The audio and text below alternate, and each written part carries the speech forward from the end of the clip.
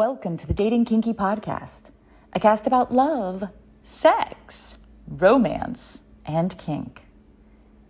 Here's a funny story about lies. I promised my partner that I wouldn't lie to him, ever. And sometimes it's really, really hard, because a lie would be so much easier and do no harm, I swear. Like this year on March 1st. It was a crazy day. We had just gotten home the day before from a 9-day trip to California, a full day late because our flight was canceled. I had to move a ton of personal items to storage in an emergency. And it was my partner's birthday, and I was planning a surprise party. I was a bit stressed. It was also Fat Tuesday, Mardi Gras. And on Tuesdays, my partner has a run cycle club with the guys. He rarely misses it, and I love that about him. But that Tuesday, no one was going to be there. They were going to be at his party. So I had to figure out how to get him to his party as well, without lying. So he asked me in the early afternoon how moving was going and if I needed help. I answered that I thought I'd gotten most of it, but I'd probably need him for something around 6 p.m. or so. If he could spare a bit of time, I'd pick him up. I could hear his mental gears going, and he asked if he could take off work a bit early to help me get things done faster and then go meet the guys. Remember, I was stressed. And so I burst out. Stop. Just stop. No one is going to be at guys' night. I just need you to stop being so nice and just do as I say right now, because I'm going to surprise you, and you'd better be surprised, because I can't come up with a not lie right this moment to get you where you need to be. He paused, and obviously realizing that now was not the time to make things worse, said that of course he would stop and he would be surprised and that he loved me, which was a huge relief. It also made me sad because I really did want to pull this off.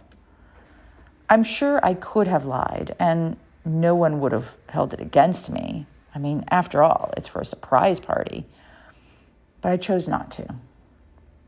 Luckily, he was still surprised by the party and who I'd pulled together for it, and loved it. And I was mollified.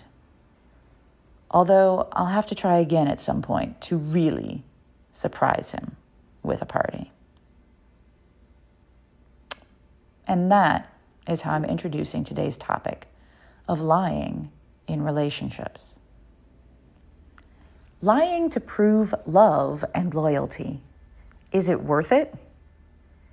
I write about lies and lying every now and again, and I'm constantly surprised at how many people tell me that lying is okay in their relationships, when what they usually mean is that lying is okay in their relationships for them. Because those same people are often the ones who will post in groups about how someone lied to them and how heartbroken they are, or how righteously angry.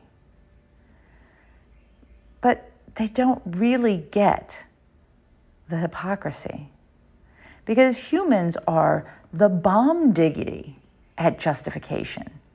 We can justify damn near anything to ourselves, especially for ourselves. When it comes to others, though, not so much. I know this about me, and I do battle against it in 2 ways. 1, I do my best to not lie, ever. 2, I do my best to be compassionate towards people who do lie. But let's talk about lying for a mo. What we are often really saying when we tell our partners lies is that we don't believe that our partner will be able to handle the truth, or handle it in a way that we're willing to deal with right now, and frankly, our personal comfort is more important than telling the truth. We don't trust them or their reactions. Do these jeans make my ass look big? No. Do you find that person attractive? No. Am I the best kisser you've ever known? Yes. Are you listening to me? Yes. Was it good for you? Yes. Did you date them? No. What's wrong? Nothing. And so on. Sometimes our partners may say they want the truth and then punish us for giving it. In a case like this, we're either forced to leave the relationship or to lie to prove our love and loyalty. I leave. Seems extreme? Sure, maybe. Until you realize that one lie pretty much always leads to another. And by signing up for one, you're signing up for a potential lifetime of them. No, thank you. So, what is telling the truth? Confidence, security, knowing that we will make it through whatever it is.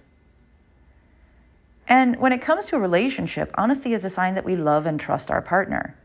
Telling the truth is a sign of loyalty and love, that we trust them with our fears, to react in a way that is not harmful, to accept the truth and grow with it as an individual and in the relationship, to still be there, to be able to say, those jeans are unflattering.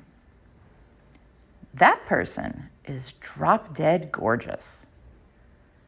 My best kiss ever was a one-night stand in Morocco. I'm sorry, my mind was wandering. What did you say? I wasn't feeling it tonight, but I was glad to participate with you. We had a passionate affair years ago. I'm having a rough day and I'm struggling. And so on. It's vulnerable. It's scary. And it's the truth. It's trust in your partner. It's also trust in yourself that you chose the right person to share this with, and that if they let you down, that you'll be just fine anyway. When you have a solid and healthy relationship, honesty shows you care. What are your thoughts? Why do you lie in relationships? Where do you draw the line? What lies are most harmful to you when people lie to you in relationships? Have you ever punished someone for telling you the truth? Thank you for joining me today. If you love this episode, please share it with others who would enjoy it. And please do join me on our new apps available in the Google Play and Apple App Stores. Dating Kinky is built by Kinksters for Kinksters, poly, queer, trans folk, and anyone not quite vanilla, and it's free. Find me on FetLife as Nookie Notes, and on Twitter, Pinterest, YouTube, Facebook, and Medium as Dating Kinky. We're on Instagram as Dating Kinky Official, all one word. Also, find me on the new Moan app in beta for iPhone. I'm Miss Nookie there. TheMonapp.com. Have a kinky day, and I'll catch you next episode.